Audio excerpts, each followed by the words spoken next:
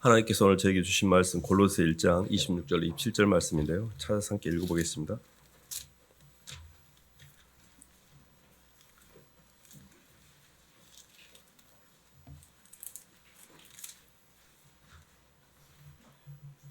신약 325쪽입니다. 이 비밀은 찾으셨으면 한 목소리 읽어보겠습니다. 시작.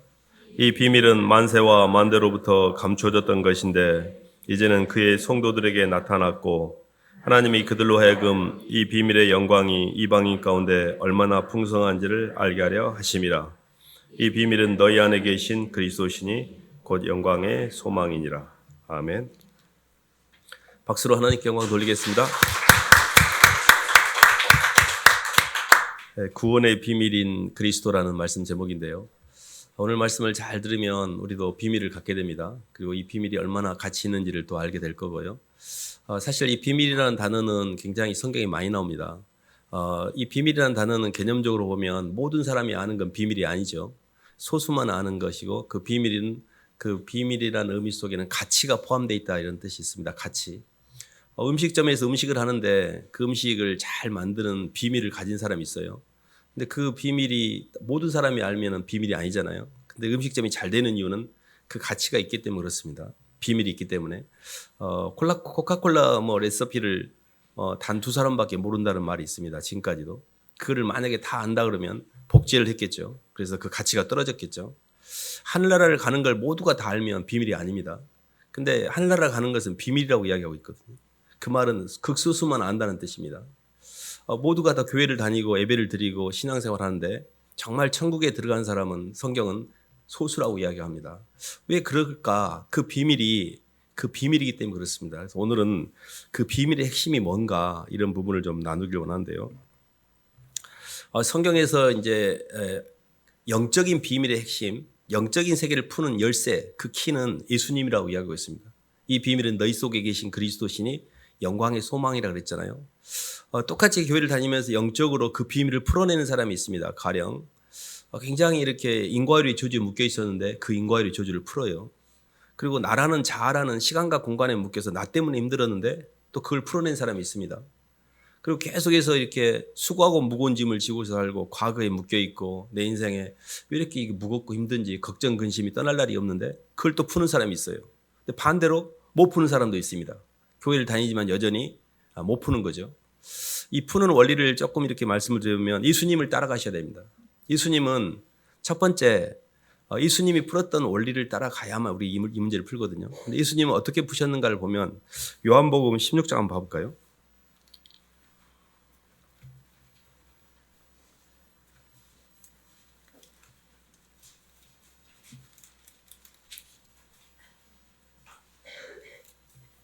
요한복음 16장 32절 한번 봐보겠습니다.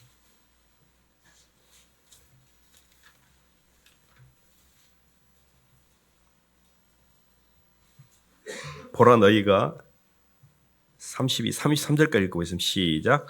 보라 너희가 다 각각 제 곳으로 흩어지고 나를 혼자 둘 때가 오나니 벌써 왔도다. 그러나 내가 혼자 있는 것이 아니라 아버지께서 나와 함께 계시느니라. 이것을 너희에게 이르는 것은 너희로 내 안에서 평안을 누리게 하려 함이라. 세상에서는 너희가 환난을 당하나 담대하라. 내가 세상을 이기었노라. 아멘. 예수님은 십자가상에 이렇게 죽기 전에 너희가 나를 다 버리고 혼자 둘 때가 오는데 지금이 바로 그때다 이렇게 말씀하시면서 근데 내가 혼자 있는 게 아니고 내가 아버지와 함께 있다 이런 표현을 쓰시잖아요. 그러니까 가장 인생에 절박하고 가장 다급하고 굉장히 그 마지막 순간에 내 안에 사랑하는 상대를 품고 있었어요. 그 상부구조인 하나님의 사랑 안에 있었어요. 예수님이 이 땅에서 마귀를 이기고 세상을 이기고 어떻게 해서 하늘과 땅을 통일하셨을 수 있었을까? 그 첫 번째 비밀이 하나님의 사랑을 품고 있었어요. 이게 굉장히 중요합니다. 그러니까 예수님의 마음 가운데 하나님의 사랑을 품고 있다는 게 왜 비밀인 거 하니 사람은 누군가를 품을 때만 이게 비밀이기 때문에 털리지 않아요. 미천이 있기 때문에. 근데 내가 이렇게 살면서 내 비밀을 다 알아 사람들이 그 나를 다 털어먹으려는 이유는 내 안에 사랑하는 상대가 없기 때문에 그래요. 내 안에 아무것도 사랑하는 상대가 없으면 나는 껍질밖에 없는 거예요. 그럼 사람들이 쟤 아무것도 아니야. 껍질이야 껍질. 그냥 막 허우대만 멀쩡하지 안에 아무 가치가 없어. 이건 사람들이 다 털어먹는 거예요. 근데 마귀가 못 털어먹는 게 하나 있는데 사랑을 품고 있는 사람을 못 털어먹어요. 그렇기 때문에 내가 하나님의 사랑을 예수님은 그래서 마귀가 마지막 순간에 마귀는 사실 예수님은 하나님의 품속에 계신 하나님이 갖고 있는 마지막 비밀 카드였어요. 히든 카드였습니다. 근데 마귀 입장에서는 그게 안 보였어요.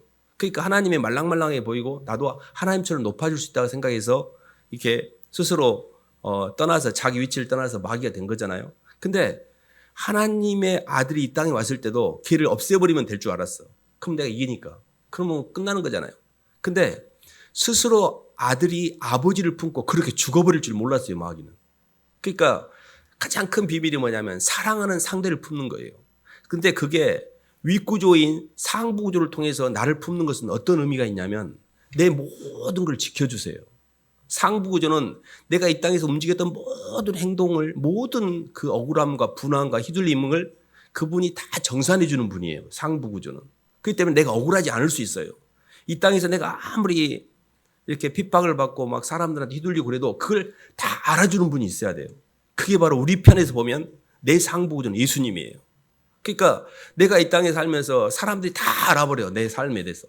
그건 비밀이 아니죠. 근데 나하고 예수님만 아는 비밀이 있는 거예요. 말도 안 되는 핍박과 애문소리를 들어도 주님만 제 마음 알아주시면 돼요 하고 나와 주님만 알고 있는 비밀이 있는 거예요. 그러면 이 사람은 믿음의 비밀을 가지고 있는 거죠. 그러니까 우리가 이 땅에서 미천이 털리면 안 돼요. 그 미천이 첫 번째는 상부구조입니다. 이 상부구조와의 연합이라는 게 굉장히 중요하거든요.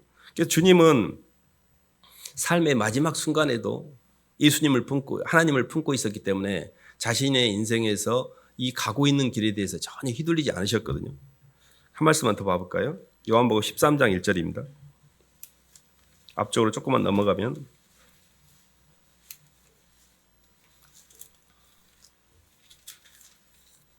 6월절 전에 신약 169쪽입니다. 시작. 6월절 전에 예수께서 자기가 세상을 떠나 아버지께로 돌아가실 때가 이른 줄 아시고 세상에 있는 자기 사람들을 사랑하시되 끝까지 사랑하시니라. 아멘. 두 번째가 뭐냐면 주님은 아랫구조로서 사람들을 품고 있었어요. 그러니까 위로는 하나님을 품고 있었고 자기가 6월절을 지나 이제 하나님께로 또 아버지께로 돌아갈 때가 된 줄 알고 죽을 때가 된 줄 알고 세상에 있는 자기 사람들을 사랑하시되 끝까지 사랑하셨잖아요. 이 땅에서 내가 내 목숨을 바쳐서 끝까지 사랑할 수 있는 대상이 있었어요. 이 두 개가 예수님이 하늘과 땅을 통일할 수 있는 유일한 비밀이었거든요. 근데 저희를 좀 보면 저희는 하나님이 창조할 때 하나님은 두 개의 생명을 계획하셨습니다. 물질적인 구조인 몸하고 영적인 구조인 속생명. 이게 사랑이에요. 물질적인 생명은 흙에 생기지만 이건 생기로 움직이잖아요. 속생명은 사랑이었어요. 만약에 하나님의 충만의 사랑을 우리 안에 넣을 수만 있었다면 우리 창조가 완성됐을 거예요. 근데 우리는 선악과라는 게 뭐냐면 하나님의 사랑을 채우는 대신에 자신의 욕망을 채운 거예요. 눈이 밝아져서 계속 나라는 욕망밖에 없는 거예요. 선악과가 뭐냐면 자나깨나 나밖에 없는 거예요. 눈만 뜨면 내 욕망을 생각하고 내 욕망의 부담을 느끼고 내 욕망에 끌려다니는 게 인생이에요. 근데 그게 고통인데도 어떻게 할 수가 없는 거예요. 이게. 그러면 구원의 비밀인 그리스도인데 구원을 받는 방법이 뭐냐면 이 욕망에서 해방되는 거예요. 구원은 이 땅에서 내가 막 잘되고 막 부귀영화를 누리고 이런 게 구원이 아니에요. 가장 핵심적인 구원의 개념은 시간과 공간에서 해방되는 거예요. 그것이 시간과 공간에서 해방되는 유일한 비밀은 사랑밖에 없어요. 그래서 우리가 인생을 푸는 키가 비밀이 사랑이구나. 그래서 사람들이 이렇게 사랑에 목말라는 거예요. 눈만 뜨면 사람에게 집착하고 눈만 뜨면 사랑하는 상대를 찾아다니는 이유가 그게 내 인생의 비밀이기 때문에 그래요. 그걸 채워야만 내 인생이 완성이 되니까. 근데 이 땅에서 그 사람을 아무리 많이 사랑하고 주변에 많은 사람들이 있다고 해서 그렇게 온전히 자기를 사랑으로 채운 사람이 있습니까? 그래서 우리는 이 비밀인 그리스도가 하나님의 구속사에 우리를 하나님의 형상으로 빚어가게 한 마지막 히든 카드였다는 걸 이해하실 필요가 있어요. 그래서 우리는 예수 그리스도와의 온전한 연합을 통하여 어떻게든지 예수님과 한 몸을 이루셔야 돼요. 이게 우리가 구원받는 비밀이에요. 예수님과 한 몸을 이룰 수만 있다면 그렇게만 한다면 우리는 이 땅에서 더 원도 한도 없는 거예요. 우리가 존재하는 이유가 막 땅에서 막 잘 먹고 잘 싸고 이런 게 아니에요. 대부분 한국 사회가요. 우리나라가 제가 이렇게 동남아를 가보거나 좀 돌아다녀 보면 너무 잘 살아요. 저는 한국이. 이렇게 잘 살 수가 없어. 이렇게 잘 살 수가 없는 반면에 이렇게 또 불행할 수도 없어요. 왜 그러냐면 욕망지수와 엔트로피가 너무 올라가 있어요. 비교를 통해서 나보다 더 잘 사는 사람이 너무 많아요. 그러니까 항상 결핍감과 선악과 때문에 옆 사람과 비교 구분하니까 내 자신이 굉장히 힘든 거예요. 그러니까 영적으로 보면 물질적인 것이 힘들어서 없어서 우리가 이렇게 힘든 게 아니에요. 영적인 문제입니다. 이 영적인 문제를 좀 풀어가야 되는데, 그러면 우리 편에서는 어떻게 예수님과 연합을 할 것인가, 이 부분이잖아요. 한 말씀 봐볼까요? 로마서 12장 한번 봐보겠습니다. 디모데전서 3장 먼저 보겠습니다. 디모데전서 3장 9절.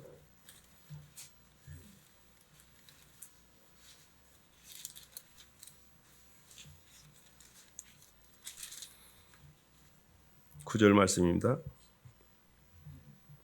깨끗한 양심에 시작. 깨끗한 양심에 비밀을 가진 자라 할지니 10절까지 읽겠습니다. 이에 이 사람들을 먼저 시험하여 보고 그 위에 책망할 것이 없으면 집사의 직분을 맡게 할 것이요. 아멘. 이 단어가 굉장히 눈에 들어온 단어가 어려운 단어인데요. 깨끗한 양심과 믿음의 비밀이라는 이야기인데, 성경에서 보면 계속해서 저는 그 주목하고 있는 한 개념이 있는데, 그게 뭐냐면 마음을 새롭게 함이라는 개념입니다. 이 세대를 본받지 말고, 너희는 이 세대를 본받지 말고 마음을 새롭게 함으로 변화를 받아. 마음을 새롭게 한다는 말이거든요. 새로워지기만 한다면 이게 굉장한 비밀이거든요. 또 유혹의 욕심을 따라 썩어져가는 구습을 쫓는 옛사람을 벗어버리고 오직 심령으로 새롭게 되어 그랬잖아요. 의와 진리와 거룩함으로 지으심을 입은 새 사람을 입으라 했죠. 거기도 심령이 새롭게 된다고 표현하고 있잖아요. 그러니까 뭔가 새롭게 된다는 이 개념이 지금 나와 있잖아요. 그리고 봐보세요. 우리의 겉사람은 후피하나 내 속사람은 날로 새로워지다고 그랬잖아요. 새롭게 된다고 했잖아요. 누구든지 그리스도 예수 안에 새로운 피조물이라 이전 것은 지나지 보라 새 것이 되었다고 그랬잖아요. 이 새롭게 된다는 게 뭐지? 심령이 새롭게 된다는 게 뭐지? 이 부분인데, 우리 양심이, 원래 사람은 하나님께 양심을 주셨어요. 근데 이 양심이라는 게 세상의 영이 들어오면 세상의 영이라는 게 양심을 무디게 만들어요. 그 말은 양심이라는 게 나보다 옆 사람을 더 우선시하는 소속감의 영이 양심이거든요, 사람은. 근데 양심대로 살면은 굉장히 양심 아닌 사람하고 양심 있는 사람하고 부딪히면 누가 이길 것 같아요? 양심 없는 사람이 이겨요. 양심 있는 사람은 순수한 사람이거든요. 양심이 없는 사람은 약은 사람이에요. 약은 사람하고 순수한 사람하고 붙으면요, 맨날 순진한 사람이 져요. 그럼 이 사람이 맨날 지다 보니까 자기도 이렇게 살면 손해보는구나 하고 그때부터 자기도 양심에다가 문을 닫기 시작해요. 그럼 양심에 작동이 안 돼요. 이걸 성경에서는 양심에 화인을 맞았다, 불도장을 맞았다는 뜻이에요. 불도장을 맞으면 양심이 작동하지 않습니다. 심령이 새롭게 되지 않아요. 계속 옛 습관, 옛 기억으로 무뎌진 욕망이라고 하는 내 자아에 묶여있는 이 심령 안에 이거 자체가 완전히 기능이 마비된 상태거든요. 근데 성령이 들어오잖아요. 예수님을 통하여 예수님의 말씀을 통하여 성령이 내 마음에 들어오면 그때 양심이 깨끗한 양심으로 변해요. 청결한 양심으로 변해요. 그래서 성경은 마음이 가난한 자는 복이 있나니 천국이 저희 것이며, 심령이 청결한 자는, 심령이 청결해지고 마음이 가난한 게 뭐냐면 마음이 청소가 됐다는 뜻이에요. 근데 그 청소되는 방법이 뭐냐면 심령이 새롭게 되는 거잖아요. 양심이라고 하는 내 마음에 하나님의 말씀을 통해서 내 양심에 의해서 내 영혼이 구조조정을 하는 거예요. 그것이 뭐냐면 회개예요. 회개를 할 때만 이게 마음이 깨끗해져요. 하나님, 제가 너무 높아졌고 너무 지금 징하고 제가 왜 이렇게 사는지 모르겠어요. 하나님의 양심이라는 사도행전 24장 16절에 보면 나도 이것을 인하여 하나님과 사람 앞에 양심에 꺼리낌이 없기를 힘쓴다라고 사도 바울이 고백하고 있어요. 하나님과 사람 앞에 양심에 꺼리낌이 없기를 힘쓰셔야 돼요. 근데 이게 성령의 인도가 있어야 돼요.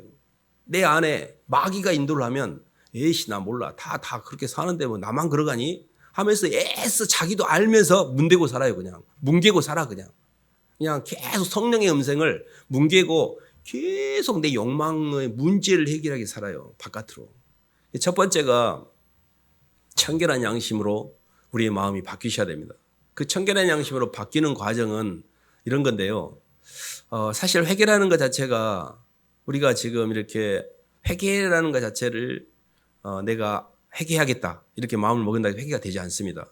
회개는 파동이 내려갔을 때 우리에게 임하는 거예요. 그러니까 회개가 되려고 하면 내 마음이 가난해져야 돼요. 내려가야 돼. 근데 내가 내려가는 법을 모르잖아요. 어떻게 내려가요? 그래서 구조를 따라 내려가야 되는데 위에 있는 구조를 따라서 고개를 숙이면 내가 내려가게 돼요, 파동이. 그래서 항상 순종하라고 하는 이유가 거기에 있는 거예요. 진심으로 고개를 숙여야 돼요. 아, 순종하라니까 해야지. 이건 아니에요. 그거는 머스트 증후군이야. 율법이에요, 율법. 이게 순종이라든지 대속은요, 진정성이 있어야 돼요. 자발성이 있어야 돼요. 진정성과 자발성을 훼손시키는 건 순종과 대속이 아니에요. 뭐 남편이 이제 교회 다니다 보니까 아, 교회에서 여자가 남편한테 순종해야 되는구나. 집에 오자마자 제가 그런 경우가 있습니다. 성경 공부하면 목사님 아내가요 순종해야 되는데 저한테 순종을 안 해요. 막 그래가지고 그것 때문에 막 싸웠다고 막 이렇게 이야기해요. 그때부터 이제 이 순종이라는 단어가 무기가 되는 거예요. 왜 너 나한테 순종 안 하냐고. 너는 왜 대속 안 하냐고. 이거 갖고 싸우는 거예요. 그래가지고 목사님이 가정에 싸움을 일으키게 되는 원인이 돼버려요. 이게 뭔가 왜 그런 일이 일어나는가를 보면 영의 감동이 없고 하나님의 사랑이 모르는 상태에서 순종과 대속이라는 단어만 갖고 상대방이 적용을 하는 거예요. 그 나는 안 하면서 너 왜 순종 안 해? 너 대속 왜 안 해? 이러니까 싸우게 되는 거예요. 순종과 대속은 사랑의 표현 방식이에요. 진심으로 그게 보세요. 예수님께서 하나님 앞에 높은 사랑이 뭐냐면 아버지를 높이 올리기 위해서 스스로 낮아진 게 높은 사랑이에요. 그리고 주님의 깊은 사랑이 뭐냐면 가장 낮은 곳에 있는 음부까지 내려와서 그 죄인들을 품기 위해서 내가 스스로 그들과 나를 동일시한 거예요. 그게 대속이에요. 윗사람을 너무 높이고 싶어서 내가 내려가는 거, 아래에 있는 너무 음부 있는 사람 살리기 위해서 내가 그 사람한테 그 위치까지 내려가는 거. 이게 순종과 대속의 원리예요. 순종이라는 단어, 대속이라는 단어만 따가지고 사람을 핍박하거나 묶으시면 안 돼요. 그런 것들을 정확하게 영적으로 이해를 해야 우리가 이렇게 신앙이 헷갈리지 않습니다. 그래서 조금은 이제 저희가 이렇게 그 영적으로 이렇게 순종이라는 어떤 그런 지점에 있어서 한 말씀 더 보고 넘어가 볼까요? 사도행전 고린도 에베소서 한번 봐보겠습니다. 에베소서 4장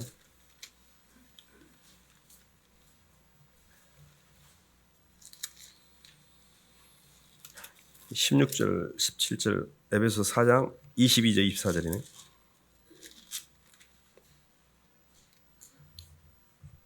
너희는 유혹의 욕심을 따라 시작.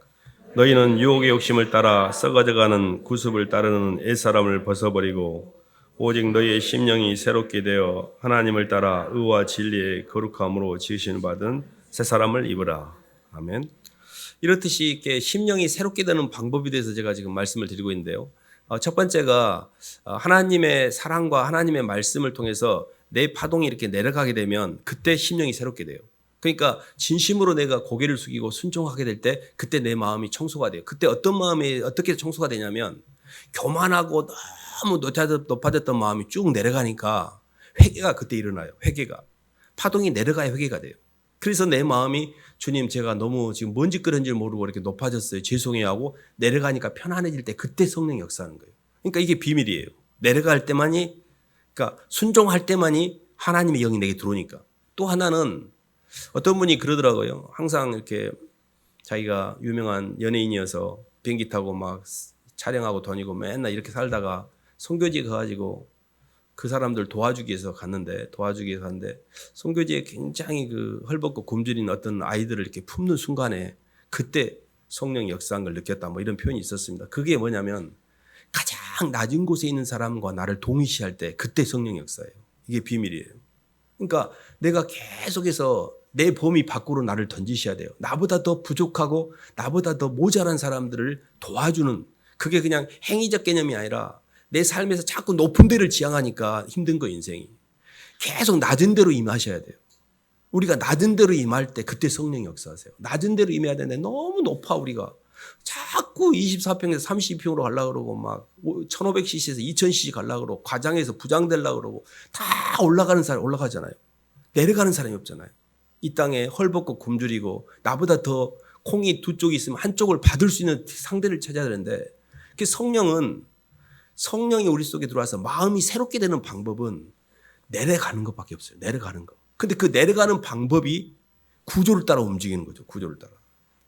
이 부분이 영적으로 보면 우리가 이렇게 필리핀을 위해서 기도도 하고 헌금도 하고 어떻게든 그 반대편으로 가려고 하잖아요. 그게 뭐냐면 거기 가서 우리가 저도 그런 걸 많이 느낀데 우리가 도와주러 가야지 해서 이렇게 가는 게 아니라 가보면요 훨씬 우리가 은혜를 많이 받고 와요. 그들은 영혼이 훨씬 우리보다 맑아.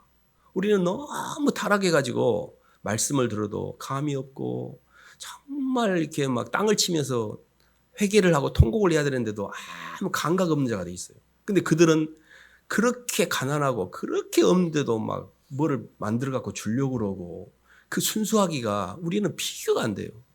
거기 가가지고 우리가 더 훨씬 은혜를 받고 와요. 도와주러 가는 게 아니야. 그게 왜 그러냐면 심령이 낮은 곳에 주님이 함께하기 때문에 그래요. 그곳에는 예수님이 살아 역사하시는데 우리는 너무 교만해요. 너무 탐욕스럽고 너무 예수님이 있을 수가 없어. 그냥 꼴로는 볼 수 없으니까. 근데 우리가 그들에게 가면서 그들을 돕는 게 아니라 그들을 통해서 우리가 낮아지는 그 역사가 있는 겁니다. 그래서 영적으로 보면 어떻게 마음이 새롭게 되지? 어떻게 내가 성령의 기름 부음을 받지? 핵심은 사랑이고 하나님의 사랑이 성령으로 말미암아 우리 마음에 분부가 된다고 했잖아요. 그러니까 교회를 다녀도 하나님의 사랑이 내 안에 전달돼서 성령의 역사를 경험한 사람이 있고 전혀 종교적인 지식만 갖고 있지 아무런 마음의 감동도 없고 윗구조도 없고 아랫구조도 없고 이 속에 나밖에 없는 사람들이 있어요. 이걸 우리가 종교인이라고 그래요. 종교인. 교회를 아무리 다녀보세요. 그 죽은 나무에 고목에 꽃 피는 거 봤습니까? 꽃이 피겠어요? 심령이 살아계셔야 돼요. 이 심령의 핵심이 뭐냐면 속생명인 예수 그리스도예요. 예수님을 품고 있는 사람이 예수님을 품으셔야 돼요. 그러니까 예수님을 품고 그 예수님의 사랑을 키워가는 게 우리의 신앙의 비밀입니다. 그 깨끗한 양심은 하나님의 사랑이 우리에게 전달된 거라면 두 번째 깨끗한 양심과 믿음의 비밀이라고 그랬잖아요. 이 믿음의 비밀이라는 게 뭐냐면 살아가면서 이렇게 억울하거나 힘든 일이 있었어요. 근데 그거를 주님하고 딜을 쳤어. 저 주님 제 인생 너무 억울해요. 근데요 이 마음을 예수님만 알아주면 저 괜찮아요 라고 만약에 상대방의 그 지혜를 전가시키지 않고 그 억울함을 내가 풀지 않고 내가 받아들였어. 이거 비밀 하나 가진 거예요. 이 비밀이 우리의 하늘나라가는 축복이고 상급이고 이게 하나님의 은혜가 우리에게 머무는 길이에요. 그래서 저는 항상 어떤 힘든 일이나 억울한 일이 있으면 입을 다뭅니다. 왜 그러냐면 그걸 억울하다고 말하는 순간에 이 땅에 다 풀어버린 거예요. 근데 주님 저 아시죠? 저 주님하고만 계산해요. 나하고 주님만 아는 이 비밀이 있어야 돼요. 이 비밀이 많을수록 이 사람이 믿음이 커져가게 돼요. 신앙이 성장합니다. 근데 우리는 눈만 열면 다 알려버려. 그리고 내가 뭘 잘했어. 그것도 숨겨야 돼요. 교회에서 칭찬을 안 하잖아요. 무엇이 잘 돼도 뭐 광고도 안 하잖아요. 비밀을 리뷰를 해버리면 그 순간 없어지니까 숨기는 겁니다. 그 사람에게 상급이 돼야 되니까. 근데 우리는 속으로 왜 나 안 안아주냐고 억울해갖고 막 죽어보려고 그래. 내가 이렇게까지 했는데 왜 교회에서 안 안아주냐고. 이거는 마귀예요. 마귀는 항상 자기를 높이고 싶고 모든 사람이 날 알아주지 않으면 억울하고 분해. 나팔을 부려야 돼요. 근데 그거는 마귀 방식이에요. 우리가 말을 안 하고 거의 간직하고 주님과 나만 딜을 치는 이게 믿음의 비밀입니다. 이런 사건들이 많을수록 그 사람이 굉장히 주님이 깊이 들어와요. 내가 네 마음을 안다. 다 몰라도 내가 네 마음을 안다. 이게 있어야 돼. 이 비밀을 가진 사람이야만 우리가 이 땅에서 털리지 않아요. 마귀한테. 이 미천이 있어야 돼. 이 비밀의 미천이. 그래서 억울한 일이 있으면 너무 지금 할렐루야 아멘이야. 억울한 일이 있으면 이거 좋은 거예요. 힘들게 하는 사람이 있으면 좋은 거야. 주님 저 사람한테 안 풀게요. 저 주님하고만 풀어요. 저 주님 이거 주님께 올려요. 저 아시죠? 저 분명 힘들었지만 이거 사람들한테 돌려주지 않고 제가 그냥 감당했습니다. 주님 이거 계산해 주세요. 이렇게 계산을 하셔야 돼요. 이게 믿음의 비밀이에요. 그러다 보면 살아가면서 사람들한테 묶일 것이 없어요. 그때마다 주님하고 딜을 치니까. 근데요 이게 쌓이면서 내 마음이 점점 주님이 얼마나 억울했는지가 느껴져요. 나는 눈곱만 치갖고 억울하고 힘들었는데 예수님은 얼마나 힘들었을까. 그리고 나중에는 너희 안에 이 마음을 품으라. 그리스도 예수의 마음이니 예수의 마음이 느껴지셔요. 이 예수님의 마음을 느끼고 주님은 하늘아버지를 품고 우리를 품었잖아요. 그럼 우리 편에서는 예수님을 품고 주님이 나한테 맡긴 사람들을 품어야 돼요. 그게 내게 붙인 구조들이야. 그게 자식일 수도 있고 남편일 수도 있고 아내일 수도 있고 그리고 하나님 내게 붙인 영혼들일 수 있어요. 그들을 품고 그들도 이 길을 가도록 그들을 돕는 일을 하셔야 돼요. 이렇게. 그게 일생을 살면서 우리가 하늘나라 갈 수 있는 비밀입니다. 이게 사랑의 비밀이에요. 비밀이라는 개념의 핵심은 사랑인데 구체적으로 사랑이 어떻게 우리에게 전달되는지를 우리를 잘 몰라요. 그래서 우리는 먼저 마음과 뜻과 힘을 다하여 진심으로 예수님을 사랑해야 돼요. 저는 처음에 예수님을 믿는 거를 이렇게 생각했습니다. 예수님이 하나님의 아들이시고 나를 위해서 십자가에 죽으시고 부활하셔서 내 죄를 대속해 주셨다는 것을 내가 아는 것을 믿음이라고 생각했어요. 그리고 예수님을 마음가운데 영접하면 구원받는다고 생각했어요. 얼추 이렇게 복음적 개념으로 틀린 게 아닙니다. 그런데 나중에 더 깊이 알게 된 것은 예수님이 나 같은 쓰레기를 위해서 십자가에서 죽으셨다는 것을 받아들이는 게 믿음이라는 걸 알았어요. 그런 개념이 아니고 예수님이 나를 위해서 죽으신 거예요. 그래서 예수님이 나를 살리기 위해서 죽으셨다는 것을 내가 진심으로 받아들일 때 그게 믿음이에요. 그래서 믿음은 사랑을 받아들이는 거예요. 그 진심으로 예수님이 나를 사랑하셨다는 걸 받아들이셔야 돼요. 목사님이 입만 열면 예수님이 당신을 사랑하십니다. 이렇게 이야기해요. 목사님 알아요. 당신을 사랑합니다. 말해요. 안다니까요, 목사님. 저 알고 있어요. 저 그거 수십 번 더 들었는데요. 근데 본인은 그걸 믿지는 않아요. 없어, 안에 예수님이. 안에 없어. 예수님이 나를 진심으로 사랑했다면 내가 그렇게 대할 수가 없어요. 내 주 예수 그리스도. 나를 위해 모든 걸 버리신 주님 앞에 내가 그렇게 가만히 있을 수가 없어요. 그냥 기가 막히니까 이게 너무너무 기가 막히니까. 그래서 예수님이 나를 위해서 진심으로 나를 살리기 위해서 죽으셨고 그분이 십자가에서 죽으신 그 사랑이 나를 향한 사랑이라는 걸 받아들일 때 내 심장 속에 비수가 꽂히는 거예요. 사도 바울이 그렇게 했잖아. 그리스도의 사랑이 나를 강권하시는도다. 내가 생각하건대 한 사람이 모든 사람을 위하여 죽었은즉 모든 사람이 죽은 것이라. 저가 모든 사람을 위하여 죽으시면 산 자들로 하여금 다시는 자기 자신을 위하여 살지 아니하고 오직 자기 자신을 대신하여 죽었다가 다시 사신 자를 위하여 살게 하려 함이라 그랬잖아요. 이게 어떻게 되냐면 갑자기 터닝이 됩니다. 주님이 심장이 내게 들어오면 내 욕망대로 살았던 내 자아가 갑자기 주님 중심으로 돌아요. 빚진 마음이 돼요. 너무 죄송해서 뭐라도 하지 않으면 사람이라면 그렇게 살 수는 없는 거예요. 그래서 속에서 굉장한 하나님 앞에 굉장히 심령이 상해요. 심령이 상한다는 말이 딱 맞아요. 마음이 너무 상해. 왜 나 때문에 그렇게까지 하셨나 싶어가지고. 그래서 주님 무릎이 꿇어져요. 처음에는 왜 그렇게 그냥 원망도 돼요. 그냥 내가 그분한테 가기 싫으니까 내 마음대로 살고 싶은데 이걸 내가 알아버렸으니 내 마음대로 못 살잖아요. 그러니까 저는 막 원망했던 것 같아요. 왜 누가 해주라기까지 나한테 이러냐고 막. 근데 결국은 무릎이 꿇어져요. 그 순간에 주님이 그때부터 우리를 인도하셔요. 성령이 우리를 인도하셔요. 그때부터는 굉장히 삶이 편안해져요. 근데 지금 왜 우리가 힘드냐면 말이 코가 안 뚫어져 있어. 지 마음대로 재갈이 안 물려 있어. 지 마음대로 움직이고 있는 거예요. 근데 소 코 뚫을 때 안 보셨죠? 저는 어렸을 때 집에서 소를 키웠거든요. 소 코 뚫는 거 봤거든요. 저는 아버지가 코 뚫는 거 봤는데 엄청 힘들어 하거든요. 그때 편안해져 소가. 그 소도 말도 재갈을 물리지 않는 말, 코 뚫어지지 않는 소는 쓸모가 없어요. 근데 우리가 주님 앞에 코를 뚫고 재갈을 물리는데 주님의 멍에를 매는 게 약간 부담이 있는 거죠. 근데 그때부터 편안해져요. 쉽게 얘기하면 굴복하셔야 됩니다. 그 사랑에. 빨리 굴복하셔야 돼요. 더 이상 세상에다가 마음을 두지 말고 세상 나가서 막 아싸 이게 다 바깥으로 움직이는 거거든요. 근데 바깥은 빛의 세계는 가짜 빛이에요. 진짜 빛은 태초에 빛이 있으나 이 빛은 칠흑 같은 어둠 속에 있어요. 하나님께서 천지 창조할 때 첫째 날에 빛을 만드신 게 아니에요. 1월 성신한 태양은 넷째 날 만드셨어요. 1월 성신은 넷째 날이요. 그때 빛은 생명의 빛이에요. 그 생명의 빛이 사랑의 빛이에요. 그 생명과 사랑의 빛은 안에 깊은 곳에 있지 바깥에 있지 않아요. 그래서 우리는 끊임없이 어둠 속으로 들어가셔야 돼요. 보이는 걸로 가면 안 돼요. 지성소로 들어가셔야 돼요. 내 어둠 속에서 나를 기다리시는 주님을 만나셔야 돼요. 무릎을 꿇고 십자가 밑에서 지성소를 향해서 깊이 들어가면 나를 기다리시는 주님이 계셔요. 그 주님을 내가 지성소 깊은 어둠 속에서 만날 때 내 영혼이 그때 전제의 환희 상태가 돼요. 계속 바깥으로 나가니까 인생이 힘든 거예요. 바깥으로. 바깥은 선악과의 세계입니다. 그래서 짐승들은 보세요. 짐승들은 이렇게 수직 운동어가 좌우 운동을 하잖아요. 왜 짐승이 머리가 옆에 있는 줄 아세요? 옆에가 필요가 있으니까.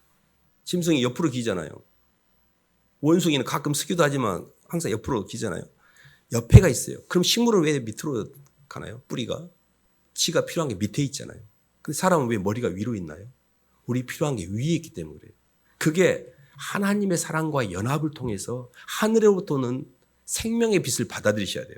이게 예수 그리스도를 통한 성령의 임재를 통해서 하나님의 속생명인 이 빛이 들어오는 거예요. 이게 참 생명이에요.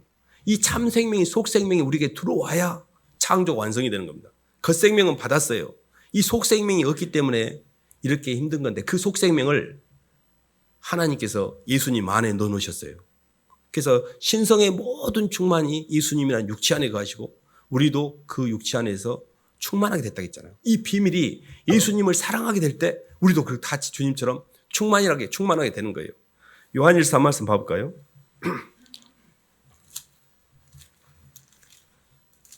요한일서 5장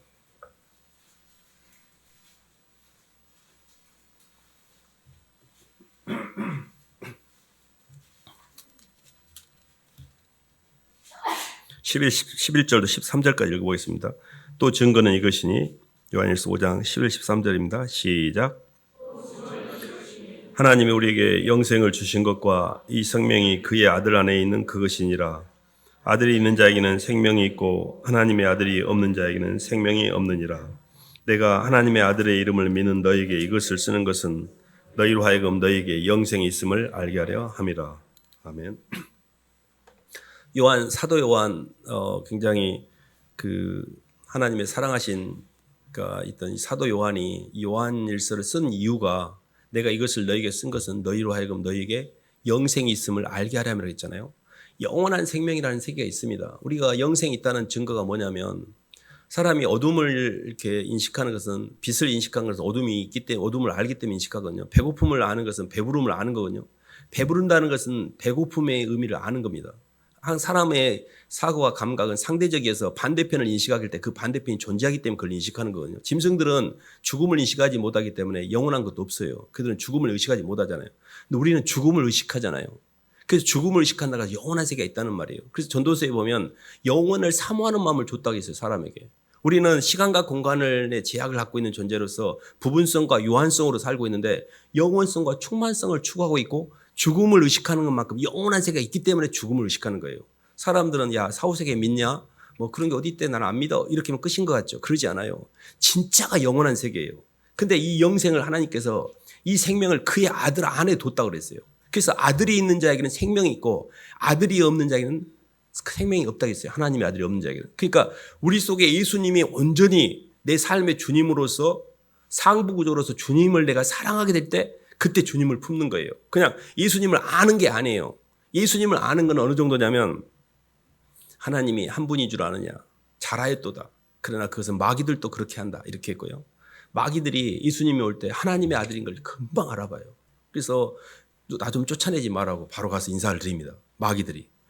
예수님을 알아보는 것이 그 예수님을 믿는 게 아니에요. 우리는 예수님을 내 주님으로, 내 구조로 나를 가장 사랑하신 내 주님으로 받아들이는 거예요. 그래서 그 주님이 내 심장 공간에 사랑이 들어와야 돼요. 우리가 남녀가 이렇게 만나서 처음에 이렇게 교제하다가 어느 순간에 여자가 남자가 훅 들어오잖아요.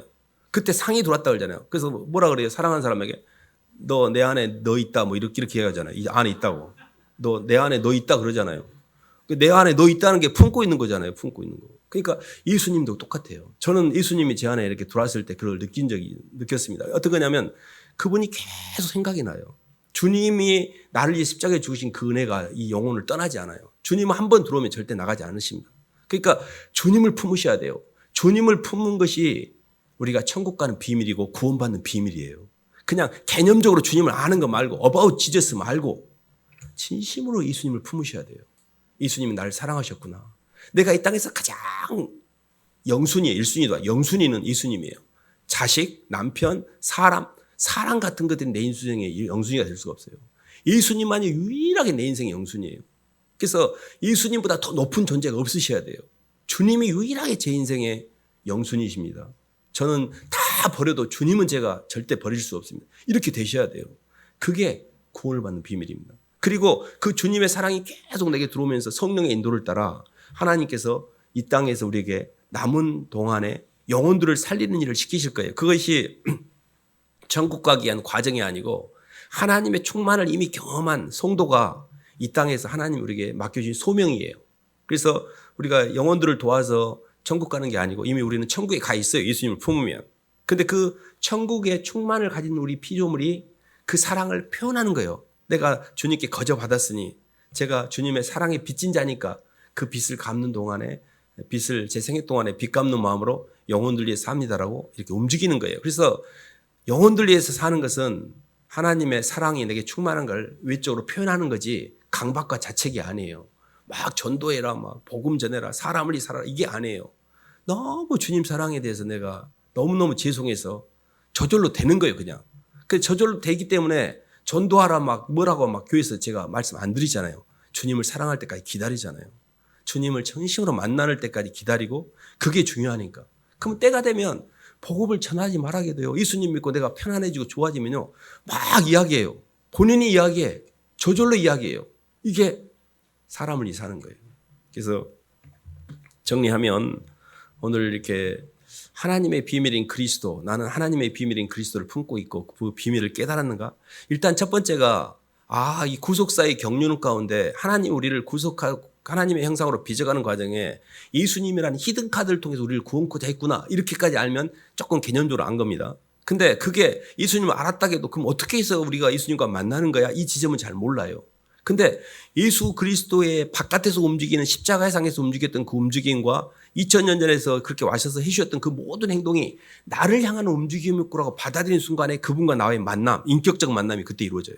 그 예수님을 내 개인의 주님으로 받아들이고 그 주님이 내 안에 들어옴으로 말미암아 이제 안에 마음이 새롭게 되는 변화를 갖게 돼요. 희한하게 막 세상이 아름답고요. 완전히 가치체계가 바뀌고요. 지금까지 이해되지 않았던 모든 것들이 성경에 이해가 되고요. 지금 이거는 뭐 어떻게 말로 설명할 수 없는 부분이 있어요. 그러니까 성령이 우리에게 임하면 이거는 우리 힘, 우리 영역이 아니에요. 근데 그게 왜 우리에게 성령이 역사를 안 하는가? 이런 지점에서는 내가 아직 높구나. 내가 높고 아직도 내가 겉사람이라고 하는 교만과 엄난과 탐욕으로 움직이는 세상형이 나를 잡고 있구나. 그래서 하나님 앞에 지성소에 나가서 하나씩 털어내는 거죠. 그리고 계속 회개하고 마음을 깨끗하게 청소하면서 양심이 회복이 되고 그리고 주님 앞에서 나와 주님만 아는 비밀을 하나씩 만들어가는 거죠. 서로 오른손이 하는 걸 왼손이 모르게 하고 사람들한테 억울한 일 당할 때 절대 말하지 않고 견디고 주님께 토스하고 그래서 풀어내고 이렇게 가는 과정에서 점점 편안해져요. 그래서 생각과 감정과 의지가 주님의 통치가 이렇게 시작이 되는 거죠. 그래서 우리가 이렇게 인생이 힘든 이유는 뭐냐면 너무 높아져서 그래요. 근데 그 높아진 데서 내려오는 방법은 사랑하는 상대가 없이는 못 내려와요. 그래서 주님이 이 땅에 오셨고 주님이 그 길을 알려주셨어요. 주님이 제가 항상 저는 헷갈리면 예수님을 묵상하거든요. 주님이 어떻게 하셨냐. 아버지를 너무 사랑하셔서 스스로 하나님과 동등됨을 여기지 아니하고 스스로 자기를 비워 종의 형체가 지녔어요. 내가 동등됨을 여기고 있구나. 내가 지금 맘먹고 있구나. 내가 아버지하고 맘먹고 있구나. 어렸을 때도 어른들이 맞담배, 맞술 이런 거 안 하잖아, 애들한테. 근데 내가 어른한테 맞담배를 피고 있구나. 싸가지가 없구나. 주님 죄송해요. 제가 너무 높아졌군요. 내려가시면 돼요. 그리고 내가 아주 나밖에 모르구나. 내 것밖에 못 가구나. 이 옆에서 사람이 죽어가도 관심도 없구나. 이 국률이 여기고 짠한 마음이 하나도 없구나. 그 예수님의 마음을 품으면 그런 마음이 생겨요. 내가 그런 게 아니야. 우리는 절대 사랑이 없습니다. 우리는 사랑이 일생 살아도 사랑이 없어요. 우리는 달이기 때문에 발광체가 아닙니다. 태양의 빛을 받을 때 그 빛을 지구에 반사시킬 뿐이에요. 그렇기 때문에 계속 우리의 포커스는 예수님한테 맞추셔야 돼요. 예수님을 사랑하고 그분을 깊이 지성소에 들어가서 주님과 묵상하면서 대화를 하고 그리고 바깥에 나와서는 주님과 나와만 아는 비밀을 계속 쌓는 거예요. 주님 아시죠? 힘들 때 올리는 거예요. 주님 아시죠? 주님 아시죠면 돼요. 주님만 알아주면 돼요.